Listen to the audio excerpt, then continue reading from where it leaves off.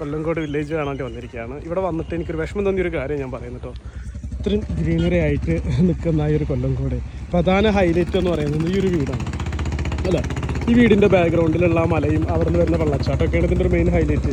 ഇവിടെ വരുന്ന ആൾക്കാരുണ്ടല്ലോ, ഒരു പാർക്കിംഗ് ഗ്യാപ്പ് ഇട്ട് കഴിഞ്ഞാൽ അവിടെ ആ വീടിന് മുമ്പിൽ വണ്ടി പാർക്ക് ചെയ്യാണ്. അവിടെ ഇഷ്ടംപോലെ പാർക്കിംഗ് സൗകര്യം ഉണ്ട് കണ്ടോ.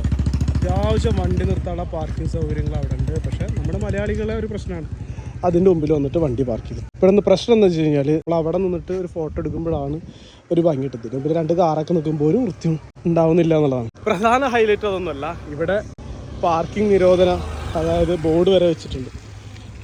വണ്ടി അവിടെ നിർത്തുന്നതുകൊണ്ടുള്ള പ്രശ്നങ്ങളൊന്നുമല്ല. നമ്മളിവിടെ വരുന്നത് ഈ ഒരു വില്ലേജിൻ്റെ ഒരു ഭംഗി കാണാൻ വേണ്ടിയിട്ടാണ് അല്ലേ. അപ്പോൾ നമ്മളിപ്പോൾ ഈ പാടത്ത് ഇവിടെ നിന്നിട്ട് നമ്മളൊരു ഫോട്ടോ എടുക്കുമ്പോൾ അല്ലെങ്കിൽ ആ വില്ലേജിൻ്റെ ഒരു ഭംഗി നമുക്ക് കുറച്ച് കണ്ടത്തിൽ ഇറങ്ങിയിട്ട് ഇവിടെ നിന്ന് ഫോട്ടോ എടുക്കുമ്പോഴാണ് നമുക്ക് കിട്ടുന്നത് അല്ലേ. അതിൻ്റെ മുമ്പിൽ ആ വണ്ടി നിൽക്കുമ്പോഴുള്ള ഒരു വൃത്തിയോട് നോക്ക്.